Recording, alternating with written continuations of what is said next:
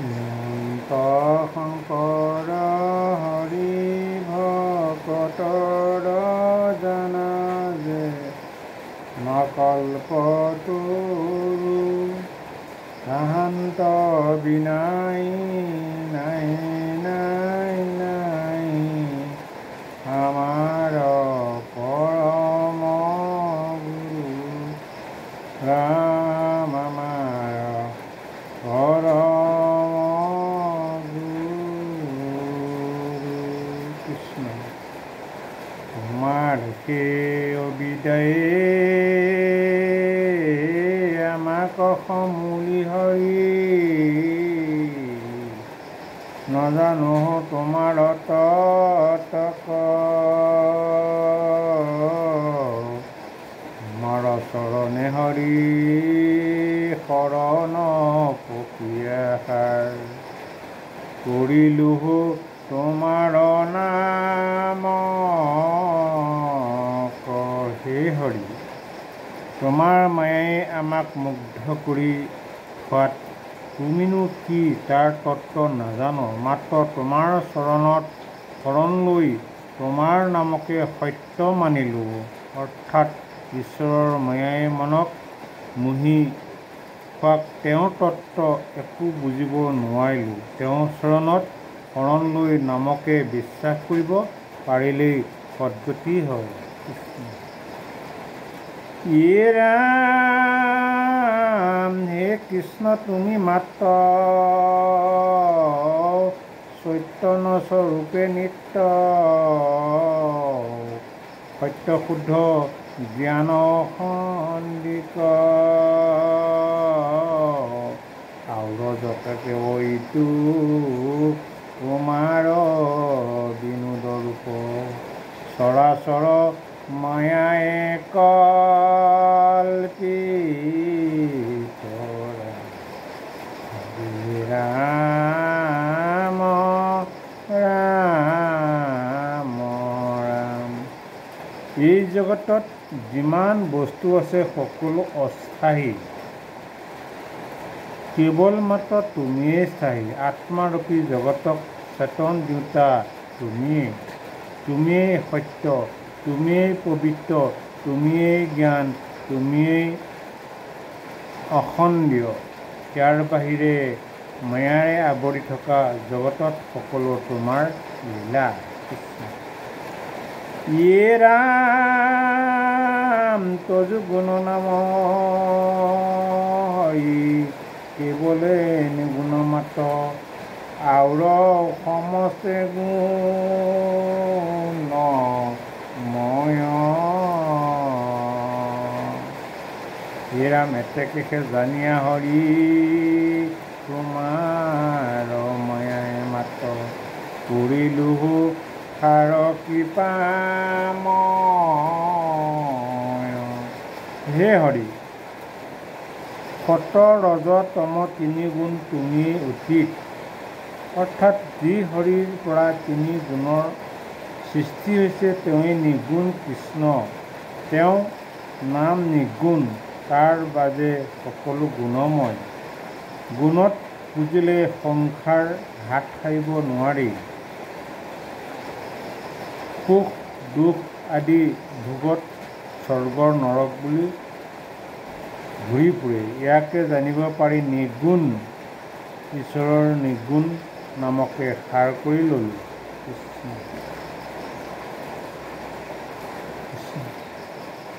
ইয়ে ৰাম হে জীৱা সদায় তোৰ মধুৰেশে মাত প্ৰিয় জানতই ৰসৰ সাৰক আনতে যি নিৰন্তৰে কৰিক মাত্ৰ কান নাৰায়ণ নাম অমৃত হে জীৱা তোৰ মাত্ৰ মধুৰ সোৱাদ ৰস প্ৰিয় সাৰ ৰস আশ্বাসতে তই অতি নিপুণ আন সোৱাদ এৰি নাৰায়ণৰ নামত কিয় অমিত আছে কি অমিত আছে তাক পান কৰি তাৰ সোৱাদ ল, অৰ্থাৎ মধুতকৈ মধুৰ, অতি মধুৰ ৰস ঈশ্বৰৰ নামতকৈ আৰু আন অমৃত নাই। এতেকে কিয় অমৃত পান কৰ। ইয়ে ৰাম হে জীৱা সদায় তই ৰ মাত্ৰ নিগুণয় ভৈল, কেনে নুবুলয় ৰাম বাণী, সংসাৰ সাগৰ ইটো হৰি শেষ উদয় নাও, জানি হৰি বুলিও কৈলা নি। হে জীৱা, মোৰ প্ৰতি তোৰ দয়া নাই, কেৱল ৰাম নাম ল। যদি মোৰ কল্যাণ সাধিবৰ ইচ্ছা কৰ, তেন্তে এই সংসাৰ সাগৰৰ তৰণৰ নৌকাত কেৱল হৰিনাম মাত্ৰ। কৃষ্ণ। ইয়ে ৰাম হে কৰ্ণ সদায় তোৰ, ইয়ে ৰাম শব্দ দেখে মাত্ৰ প্ৰিয়, তই শব্দ মধুৰ জানস, কোটি অমৃত কোধিক পৰম মধুৰ শব্দ, শুন সদা কৃষ্ণ নাম যশ। হে কৰ্ণ, তোৰ কেৱল মধুৰ শব্দই সদায় প্ৰতি, অমৃতৰ অমৃত অতি সুমধুৰ শব্দ কৃষ্ণৰ নাম যশ সদায় শুনি থাক। কৃষ্ণ। ইয়ে ৰাম হে মন তোৰ কাম, সংকল্প বিকল্প ধৰ্ম তেজি মিছা কামনা সকল, সদায় সংকল্প মাত্ৰ কৰিও উদয় মন, কৃষ্ণ নাম পৰম মঙ্গল। হে মন, মিছা কামনাই ধৰ্ম বুলি ধৰিছ, তই অসত্য বাসনা পৰিত্যাগ কৰ। হে মোৰ মিত্ৰ মন, পৰম কল্যাণ কৃষ্ণৰ নাম সদায় বিশ্বাসত কৰ, অৰ্থাৎ মনৰ দমাই ৰাখি দৃঢ়ভাৱে ঈশ্বৰৰ নামৰ প্ৰীতি কৰাটো মিত্ৰৰ মন। মিছা কল্পনাৰ মন শত্ৰুস্বৰূপ, ঈশ্বৰৰ নামত প্ৰীতি থকা মনে জীৱক তাৰিব পাৰি, সেয়ে মন বান্ধৱ। কৃষ্ণ। ইয়ে ৰাম শুনিও হৃদয় হেৰ, ব্ৰহ্মাণ্ড ভিতৰে যত বস্তু আছে তোক নোজোৰয়, তাকতে যে কৃষ্ণ নাম অক্ষয় অমৃত প্ৰিয়া, সন্তোষ লভিলো হৃদয়ত।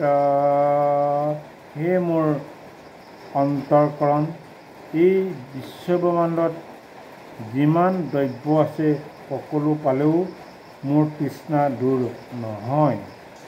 এতেকে তেনে বাসনা এৰি ক্ষয় নোপোৱা কৃষ্ণৰ নাম অমৃত পান কৰি মোৰ শৰীৰ তৃপ্তি লাভ কৰ। অৰ্থাৎ শৰীৰৰ অনিত্য, তথাপিও সংসাৰৰ সুখ ভোগ বস্তু যিমান আছে একোৱেই নাতে। এতেকে মিছা বাসনা এৰি কৃষ্ণৰ নাম অমৃত পান কৰি অন্তৰ তৃপ্তি কৰা। কৃষ্ণ।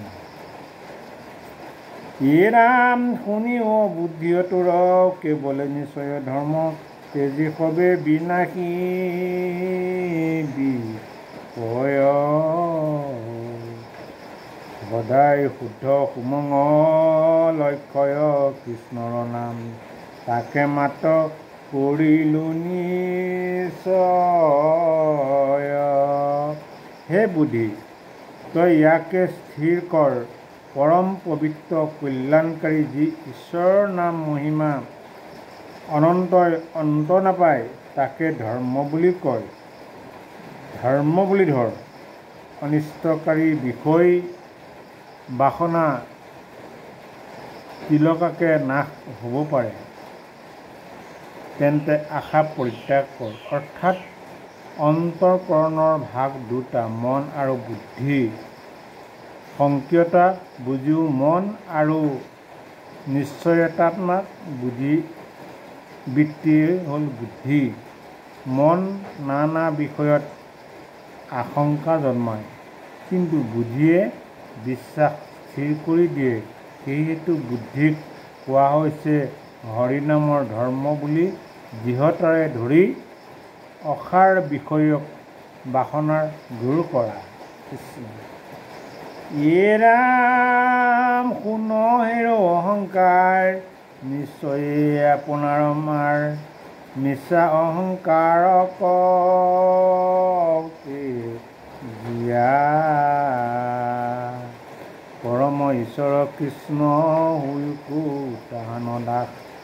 সাধু সংগে কৃষ্ণক ভজি।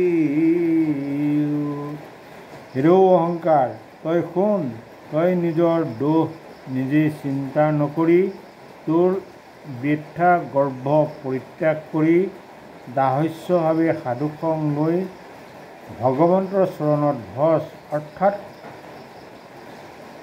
অহংকাৰ বা মই বৰ ভাৱ মতলীয়া হৈ ঈশ্বৰক পিঠি নিদি তোৰ মিছা গৰ্ব দূৰ কৰ, সাধুসং লৈ কৃষ্ণ নাম ভজ। কৃষ্ণ কৃষ্ণ।